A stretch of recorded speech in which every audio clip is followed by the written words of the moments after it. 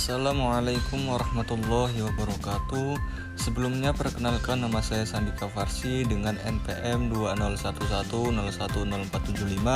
Saya dari Prodi Pendidikan Agama Islam semester 5 kelas A. Dalam video kali ini saya akan menjelaskan materi tentang merancang instrumen penilaian tes tertulis, yang mana di dalamnya ada 5 poin, yakni yang pertama pengembangan instrumen penilaian tes tertulis, yang kedua pengertian tes tertulis, yang ketiga penyusunan soal bentuk tes tertulis, yang keempat bentuk-bentuk penilaian tes tertulis, dan yang terakhir adalah langkah-langkah penyusunan tes tertulis. Adapun video pembelajaran kali ini dibuat untuk memenuhi salah satu tugas mata kuliah pengembangan instrumen tes yang diampu oleh Ibu Listiani Siti Romlah MPD. Langsung saja ke pembahasan materi yang pertama, yakni mengenai pengembangan instrumen penilaian tes tertulis, yang mana di dalamnya terdapat 3 poin, yaitu yang pertama adalah komponen atau kelengkapan sebelum tes terdiri dari buku tes, lembaran tes, kunci jawaban tes, dan pedoman nilai.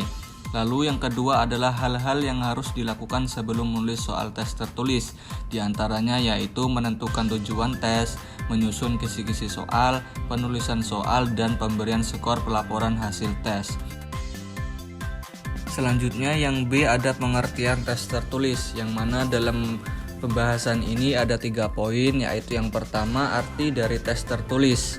Arti harfiah dari tes berasal dari bahasa Prancis kuno testum, yang berarti pelat atau tempat logam mulia ditempatkan. Tes adalah serangkaian pertanyaan atau latihan atau alat lain yang digunakan untuk mengukur keterampilan, pengetahuan, kecerdasan, kemampuan, atau bakat seseorang atau kelompok. Tes tertulis adalah tes yang memberikan pertanyaan dan jawaban kepada siswa dalam bentuk tertulis.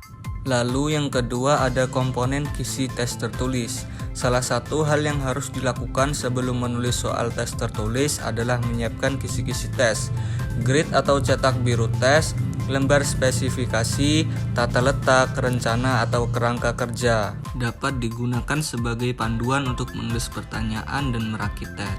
Selanjutnya ialah langkah-langkah membuat kisi-kisi atau mengisi grid.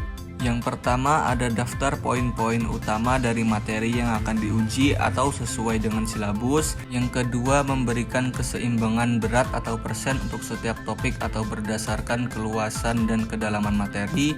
Yang ketiga tentukan jumlah item atau proporsi item untuk setiap bahan. Yang keempat menentukan proporsi atau persentase setiap aspek kecerdasan yang diukur untuk setiap mata pembelajaran, atau perhatikan homogenitas dan heterogenitas materi. Lalu yang kelima adalah isi sel di grid. Selanjutnya yang C adalah penyusunan soal bentuk tes tertulis. Dasar-dasar penyusunan tes tertulis. Yang pertama adalah tes harus dapat mengukur apa-apa yang dipelajari dalam proses belajar mengajar sesuai dengan tujuan instruksional yang tercantum di dalam kurikulum yang berlaku. Yang B, tes yang tersusun benar-benar mewakili bahan yang telah dipelajari. Yang C, tes hendaknya disesuaikan dengan aspek-aspek tingkat belajar yang diharapkan. Yang D, tes hendaknya disusun sesuai dengan tujuan penggunaan tes. Yang E, tes hendaknya dapat digunakan untuk memperbaiki proses belajar mengajar. Dan yang terakhir, tes yang disusun mempertimbangkan proporsi tingkat kesulitan dan kesesuaiannya. Selanjutnya yang D adalah bentuk-bentuk dari penilaian tes tertulis. Yang pertama adalah tes objektif. Tes ini dikenal dengan istilah tes jawaban pendek, merupakan salah satu jenis tes hasil belajar yang terdiri dari butir-butir soal yang dapat dijawab dengan jalan memilih salah satu di antara beberapa kemungkinan jawaban yang telah dipasangkan pada masing-masing item, atau dengan cara menuliskan jawaban berupa kata-kata atau simbol-simbol tertentu pada tempat yang telah disediakan untuk masing-masing butir item yang bersangkutan.